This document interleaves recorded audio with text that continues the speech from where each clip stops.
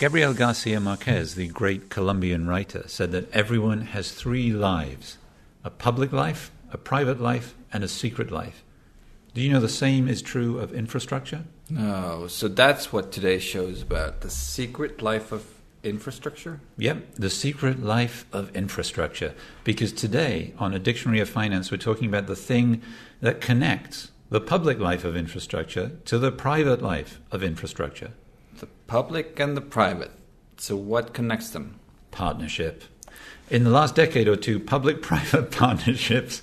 Oh, you think this is a stretch? No, come on.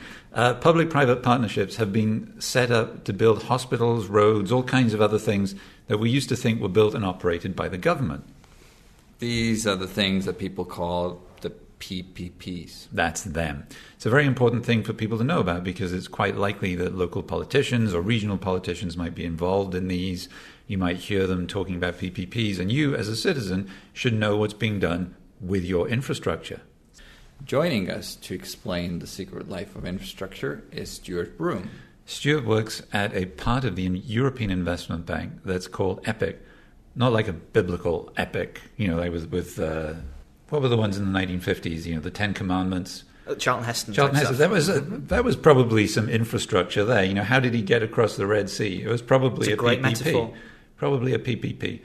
EPIC actually stands for the European PPP Expertise Center, which is a little bit of a trick there, because it should be the EPIC. But anyway. But Stuart also does have experience both from public and private sphere. He's started his career at a Burger King, where one of his first jobs was he was made to be the mascot of Burger King, which evidently back then was a robot.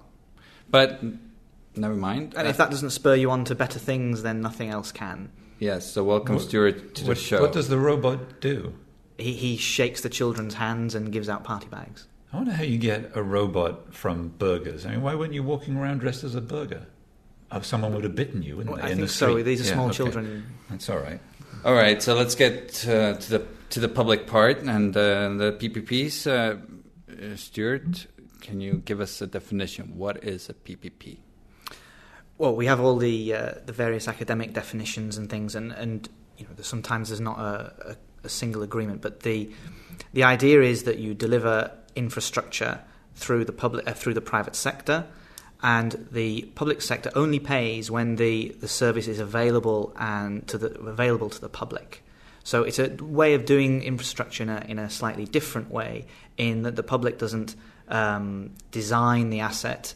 It says, I want a hospital with 200 beds. I want a school which is fit for 700 students. And they say, private sector, I want that, and I want that on a long-term basis. So 25, 30 years. So it's trying to get a partnership over a long period of time. You're trying to look after what you would call the life cycle of the asset. So looking after the school over its time. When you say asset, you mean like a school or a road or a hospital or something like that, yes? Exactly. Okay.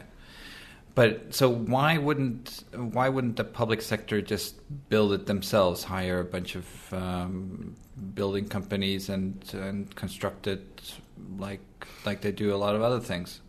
That's fair, and I think what I try and do is when we do presentations around Europe on PPPs and how we can help, I sort of try and say hold a mirror up to how you're currently doing your public infrastructure, because if you're currently delivering your hospitals and schools on time, on budget, and that you maintain them to the highest standard that they should be in a cost efficient manner, and you're able to innovate and bring best practice into everything that you do, then you might not need a public-private partnership.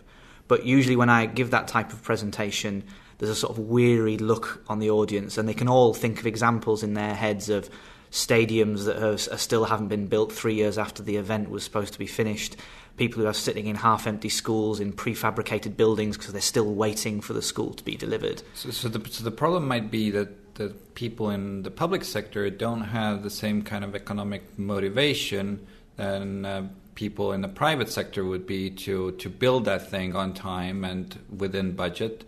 and the private sector, they obviously have the economic motivation to do so. That's the gist of it, right?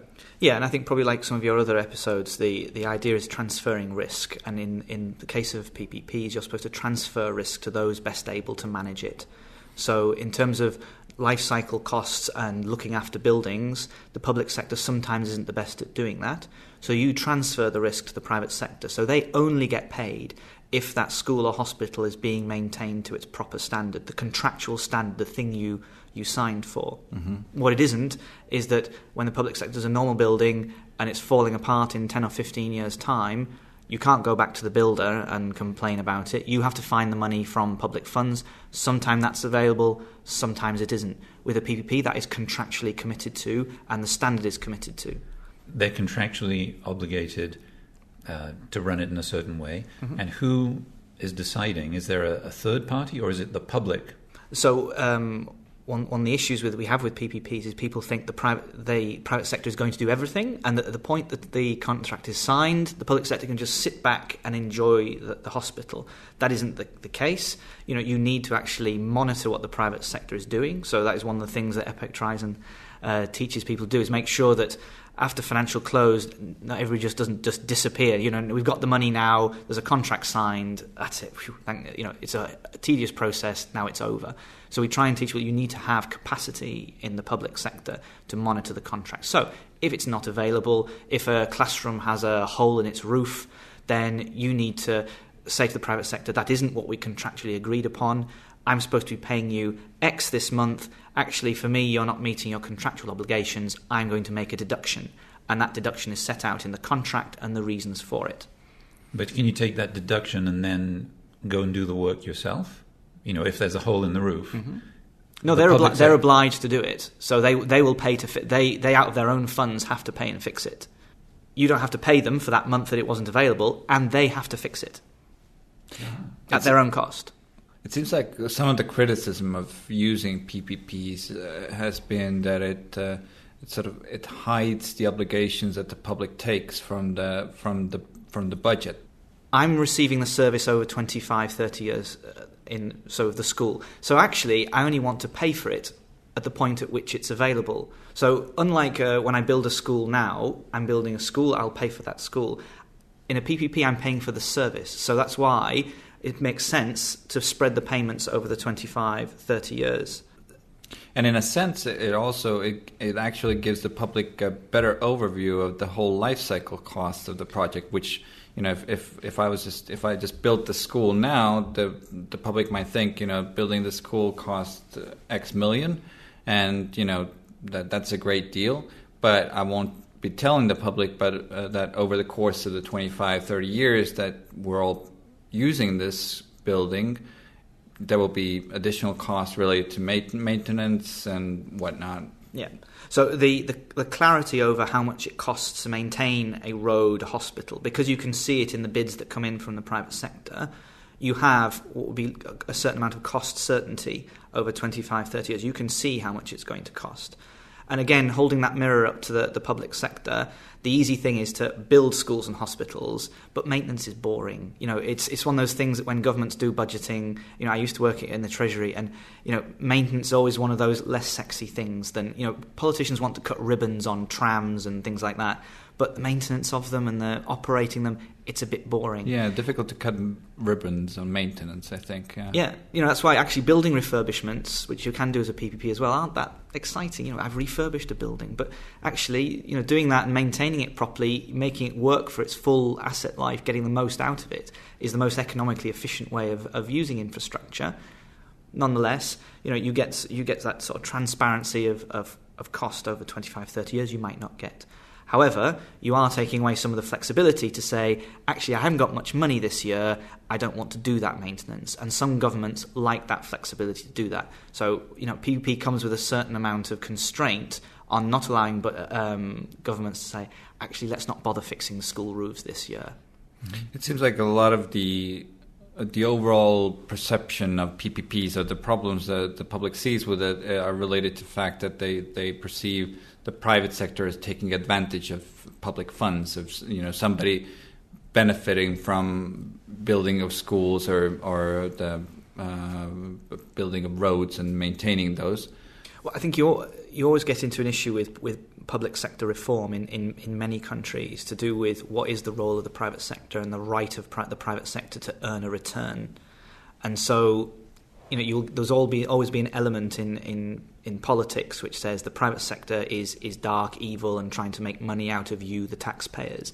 And that's very, very difficult to get over, and PPPs gets bound up in that as much as things like privatisation does. In terms of what the PPPs are doing, they are performing a service for the public sector. Yes, the private sector will take a return, but it's incentivised to minimise the cost to the public sector to perform as long as they meet the contractual standard.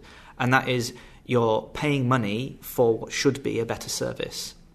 It sounds like one of the potential benefits of this, if you're a politician or a local government, would be you don't have to come up with all the money up front. And you can see the risk in that, absolutely. That there's then a tendency to over create infrastructure that isn't needed, or you simply can't afford. And what we try and do in EPEC is try and explain to people the difference between the upfront finance and the funding. This stuff still needs to be paid back. It's still, just because it's spread out over 25, 30 years, it doesn't make it any more or less affordable. In terms of your mortgage on your house, just because it's gone away for over 25, 30 years, you still need to work out whether you can pay it back. And that's what sometimes the temptation of governments is that this off-balance sheet illusion, in a way, that fine, that upfront money has gone away now, but I still need the funds to pay it back. Taxpayers still need to find the funds, not gone away.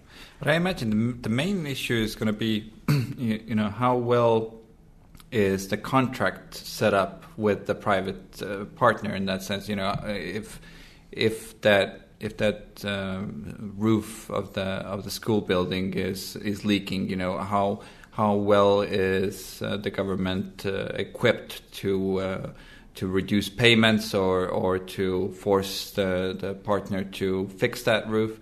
I mean, we find different situations across Europe, and part of it depends on the experience of the countries, how many PPPs they have done in the past, how large the country is, whether it's little local authorities doing these projects. So, it is part of the work we do with EPEC is being clear, what performance you expect out of these projects, who is going to be monitoring them, because we found some places where they have like an invoice department that just the bill comes in from the private sector, it's stamped, it's paid, and that's it. And that's really not what we're supposed to do here.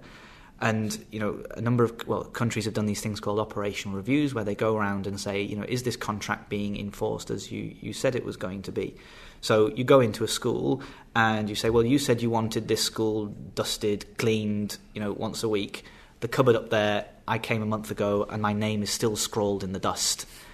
Clearly somebody is not doing this, and you should be enforcing the contract. It's not. It's the private sector's fault in that sense, but it's also the public sector's fault. You said you wanted something, you wanted the cupboard cleaned, and you're not enforcing it, so you're paying for nothing. You're not even receiving the service. One of the things that you mentioned in your notes, we're talking a lot about schools here and hospitals and so on, is that 60% of these are actually in transport. Mm-hmm. How does that work? You mean a road, or yeah? How does that work? How do you have a PPP about a road? So there's two different types, really. One which is becoming slightly less common, but people will be more familiar with in terms of the concept of a PPP, which is a toll road. So for those who travel particularly in Southern Europe, you go up to the booth, you pay your money, and you go onto a road that is effectively run by the private sector. They're responsible for its maintenance, and their profit comes from you putting your money in the dish, or nowadays a bit more of a credit card. Mm-hmm. And whether they make a profit or a loss depends on how many people are using that road. And that's called transferring demand risk. So the private sector, if nobody is travelling on that road, they don't make any money. If loads of people are travelling on that road, they have a great time, no problem. What we found in some countries is that they got the traffic demand wrong, particularly in recent years when with economic crisis and things like that, there's less people travelling on that particular road. The private sector got it wrong and didn't realise that there was not going to be as many people going on the road. So that is the... So what happened then? So some of those companies have gone bankrupt, and some of those have had to be renegotiated, and nowadays but the road is still there. So I mean, that's great, right? Or or some of them could be half finished. That could also happen. But yeah, the ones that are there's a road there. But yes, whoever is going to operate it, that needs to be renegotiated and given back to another company, or the public sector will take it back into its own books. Yeah. But if you're not sure, what traffic is going to be on the road, then the government can pay. So you don't have toll roads So in Germany they have road schemes which are done on an availability base. So you as availability base. So the private sector is only paid if the road is available. A bit like the school room, like the hospital. Does the road still run from A to B? Is it still in a good condition? There's no holes in it. The lines are clear. The litter has been taken off, and the bridges are all in good condition. So in that case, I, as the public sector government, will pay. But you, as a customer driving along that road, you won't see that. There's no stopping point. There's no toll plaza. There's no money to put in. And this is the way things are going now with most of these roads.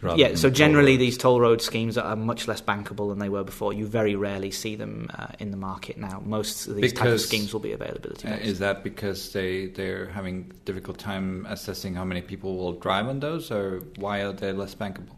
So they have a recent bad track record, so banks are much more unwilling to do them, and they are scrutinising traffic forecasts much more in terms of what your projections are. So they will take much more conservative estimates, and therefore that amount of money coming in, is that enough to pay the debt back on the project?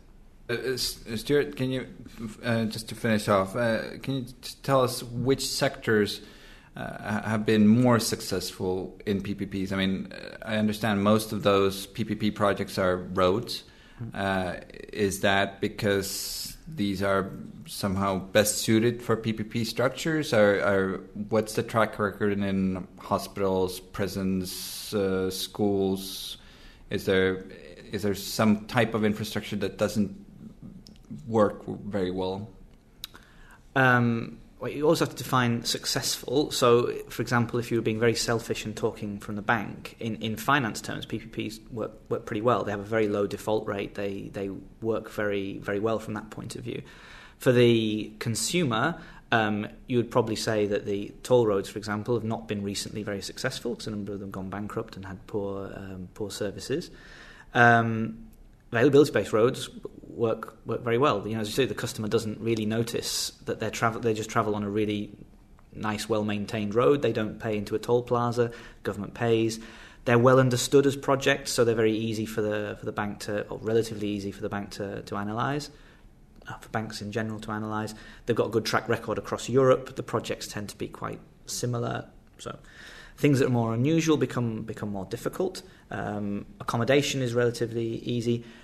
IT is usually more difficult because what you're trying to do is sign a contract for 20 to 25 years. So if we imagine 20, 25 years ago what an IT contract would look like for the provisions of the EIB versus what we have today, it would be very, very different. So certainly when I was in the UK, we used to discourage IT projects on their own.